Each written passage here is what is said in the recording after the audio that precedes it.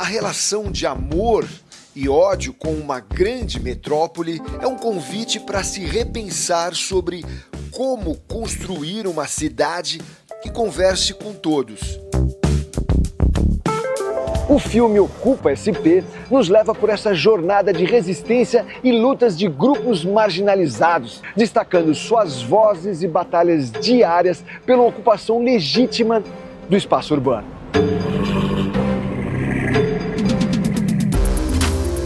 Responda, por favor, a pergunta, Sr. Goldman. Profissional. É só uma questão de sim ou não? La película trata acerca, digamos, uno de los génesis de la película es la muerte de mi tío en el año del 68.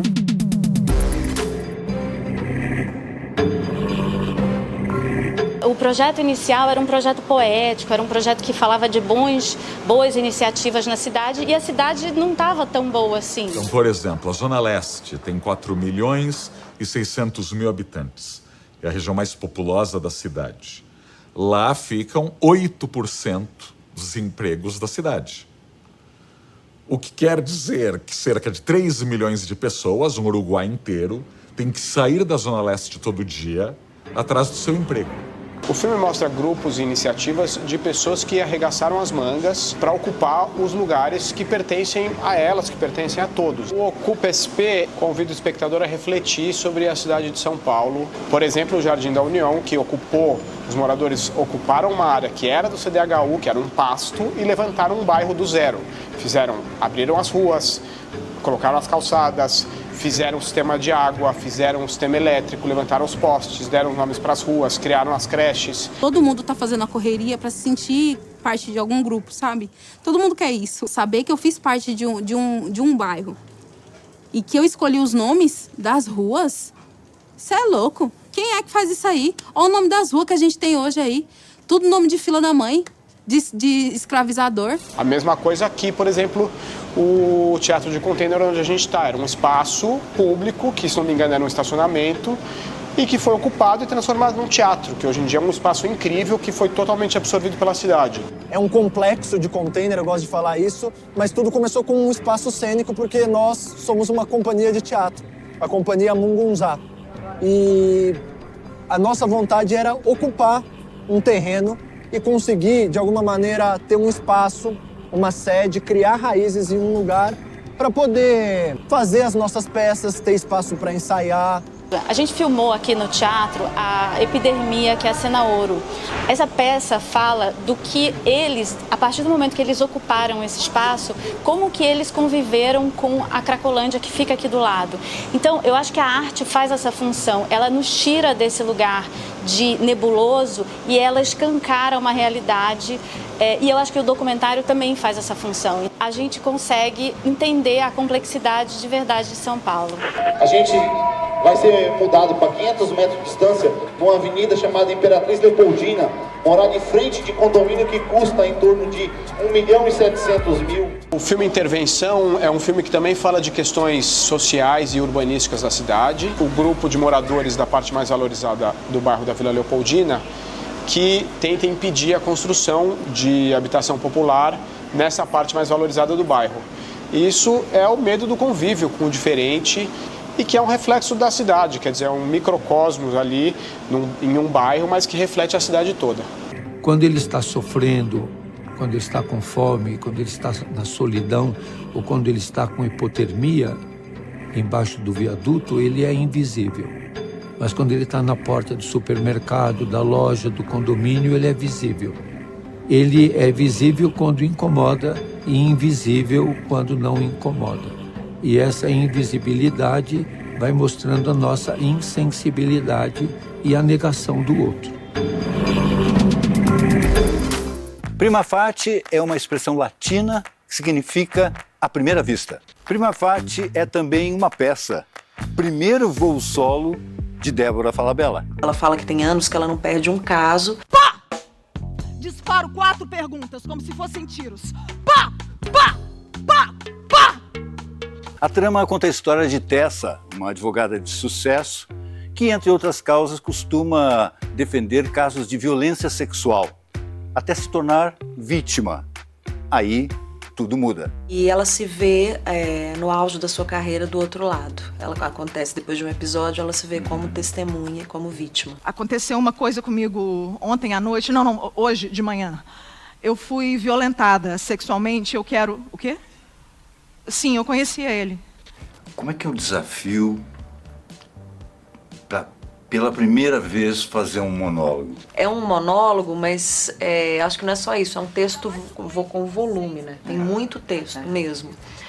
E aí eu acho que bate esse medo, né? Ah, tô sozinha no palco, e se eu esquecer, o que vai acontecer? Mas eu acho que o que é mais diferente pra mim é essa energia que você tem que estar colocando ali durante 1h40, né? De texto, assim, eu falo não que é só decorar, tudo, você tem que encaminhar. É uma vida quase de atleta, você tem que ficar com uma preparação, assim, que a Yara fala, assim, que é meio, né, monástica, assim, não posso sair da linha, assim, tem que estar trabalhando fôlego e fazendo exercício e concentrada durante o tempo da temporada da peça, né. A regra básica de todo advogado é que o vencedor não deve se exibir, porque o vencedor de hoje pode ser o perdedor de amanhã. A gente nunca diz que perdeu, a gente diz que chegou em segundo. Essa capacidade que tanto ela quanto eu, acho que por causa da amizade, da intimidade que a gente tem, da gente conseguir uma liberdade total uma com a outra na hora da criação. Isso é muito, muito poderoso. Fora a confiança que eu acho que a gente tem uma na outra, assim, então... Eu fiquei muito segura, sabe? Apesar disso, assim, de ser um monólogo, dele ser difícil, um desafio para mim, eu me senti muito segura com a Yara, né? A gente juntas, assim. A mão do Daniel na minha cintura. Ele acabou de ganhar uma causa de tráfico de drogas. Inacreditável. Todo mundo em cima dele. A música vai ficando mais sensual. E aí eu me entrego. Total! A ministra Carmen Lúcia, é verdade, a ministra do STF, já participou de um debate. A procuradora Raquel Dodge, o ministro Aires Brito. A Yara fala uma coisa que é certa, a gente não podia imaginar que a gente ia estar ali fazendo esse espetáculo que trata desse assunto e depois debatendo com pessoas ali tão importantes, né, para o nosso país, assim. Então foi muito especial estar ali. Porque realmente a gente tem um sistema jurídico que ele é feito pelos homens e para os homens. E isso é complicado para a gente. E por mais representatividade que a gente tenha, né, das mulheres nesses lugares de decisão, é preciso também que tenha uma formação uma formação com perspectiva feminina, feminista. Porque não adianta você só ter as mulheres no lugar e ficarem, né, numa manutenção daquele sistema. A Tessa diz no final da peça, alguma coisa tem que mudar. Vocês são otimistas? Acham que pode mudar alguma coisa no Brasil? É difícil, assim, porque ao mesmo tempo a gente tem mulheres maravilhosas que estão lutando para isso acontecer, né? A gente já tem leis como a Lei Maria da Penha, por exemplo, que são avanços assim enormes, mas eu ainda acho que tem um caminho muito grande a ser percorrido. Primeiro que a gente é artista, né? Então a gente lida com utopia. Então, querendo ou não, a gente, por mais quixotesco que pareça, eu acho que a Débora comunga com essa ideia, fazer esse espetáculo pra gente é um lugar de luta, é um lugar de movimento e de resistência. Então a gente crê que pode realmente acontecer. Um bom advogado só conta a melhor versão da história do seu cliente, nada mais, nada além, apenas um contador de história, um porta-voz.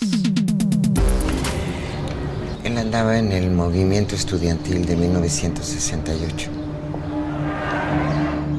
O filme mexicano Não Nos Moverão conta a história de Socorro. Necesito que tú me ayudes a encontrar a ese militar. Ela é uma advogada obstinada que busca vingança contra um soldado que matou seu irmão num massacre que aconteceu na cidade do México em 1968. Pues sí, ni modo que tu madre. ¿Para qué crees que te estoy contando todo esto? Não Nos Moverão é o primeiro longa-metragem dirigido por Pierre Castellanos. Isso, seria pessoal.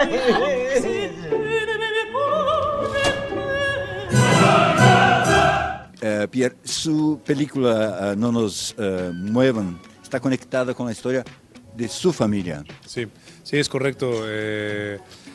La película trata acerca, digamos, uno de los génesis de la película es la muerte de mi tío en el año del 68, y ese año fue como un recordatorio siempre de la muerte catastrófica de mi tío. Conforme fui creciendo, conocí el evento del 68, el movimiento estudiantil que ocurrió en México. Cuando estoy pensando en escribir mi segundo guión, pero que es mi primer película, como director, homologo las dos cosas con un engrudo de ficción en la emoción de mi madre, del sentimiento de querer, la posibilidad de haber querido vengar la muerte de mi tío.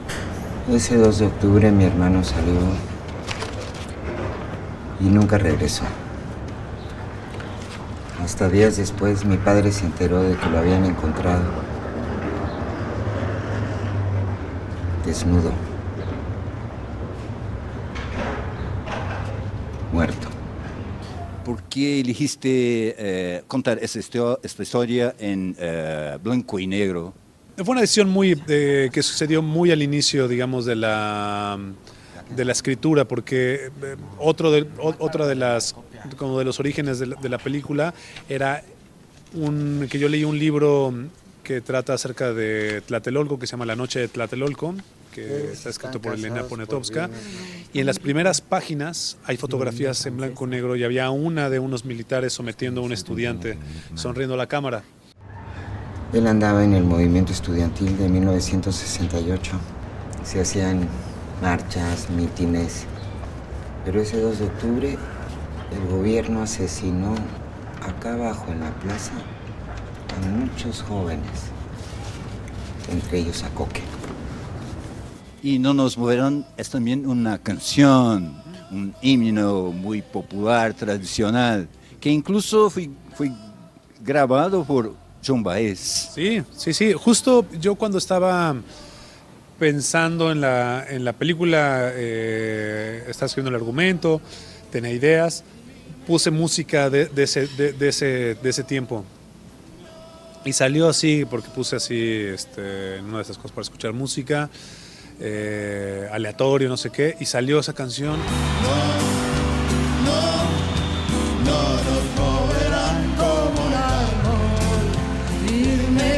Al río, no nos moverán. ¿Y qué te parece estar acá de la primera vez en Brasil, la Mostra Internacional de Cine acá de São Paulo? No sé cómo explicarlo, es espectacular, Estoy sumamente emocionado de estar en una muestra o festival, como se le quiera decir, tan importante. Con una película que me costó mucho trabajo hacer con gente que amo mucho, ¿no? Y que entregó su corazón. O Metrópolis acabou, mas nas nossas redes sociais tem muito mais. Passe por lá. Nós voltamos amanhã. Tchau.